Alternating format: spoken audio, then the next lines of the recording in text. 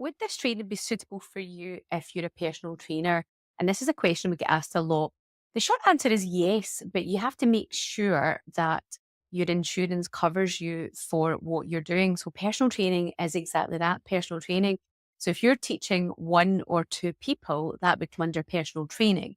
But if you're thinking that you want to get in and teach group classes, what constitutes a group, you need to check that with your insurance and what they would classify as a group. They will all be slightly different.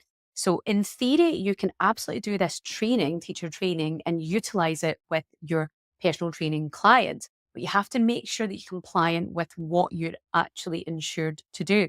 Group teaching is very different to one teaching or 1 to 2. You could also kind of think about 1 to 3. Is that still small? Is that still personable? Again, it really comes down to your competency and what your insurance covers you for.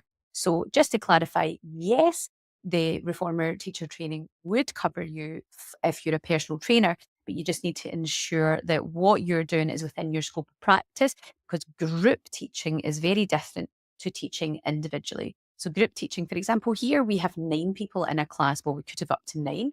And in some of our sessions, we have, for our small sessions, we would have 6. So you have to check with your insurance provider on what you're going to be doing.